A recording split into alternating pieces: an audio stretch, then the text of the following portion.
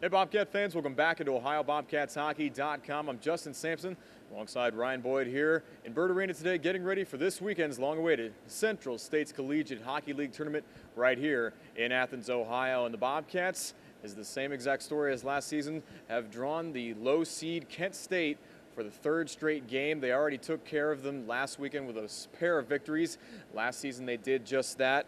They played Kent State last weekend of the season and in the first round of the league tournament. Outscored them 20-6 in those three games. Now you look at this Kent State team now, they've dropped 11 straight games, only scored 2 goals on the Bobcats this past weekend, and it was just a complete resurgence of the offense for the Bobcats in a time when they needed it most.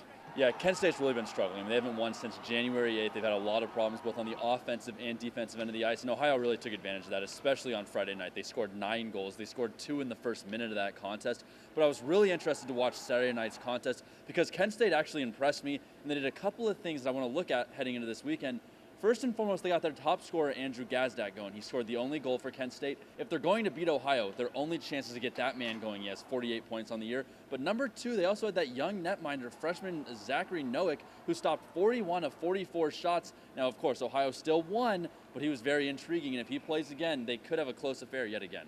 It would be surprised to not see Nowak get the start in goal, 6-5-0, but still the only Kent State netminder with a win on the season. You mentioned Gazdak, he was flying all over the ice, certainly one of the most athletic Golden Flashes on the ice, but you also mentioned the bevy of scoring that the Bobcats were able to hang up there. They had 10 different players tally throughout the weekend. The main 2 guys, Mazzarella notched 5 points on the weekend, Jared Foose 4, all in the Friday contest, picking up a pair of wins were Brendan Madden and Fedor Dushkin. Nice to see the Bobcats have this complete offensive turnaround. Certainly tough sledding for the Golden Flashes coming in here when the Bobcats are trying to repeat as league champions. Well, absolutely. And Ohio is clicking on all cylinders right now. We talked about them having to rebound after that 5-game losing streak. They're totally back where they need to be. They showed their offensive ability top to bottom on that roster. You know, you talk about those top few guys sometimes that are the best on the offense, but all the guys can score. And then on defense, when you can get both goaltenders in there playing well, getting victories, Coach Dan Morris has a lot of options to beat this Kent State team with. The Bobcats and Golden Flashes will be the nightcap, 7:30 on Friday in the first round. Come on out to Bird Arena for the entire CSCHL tournament this weekend.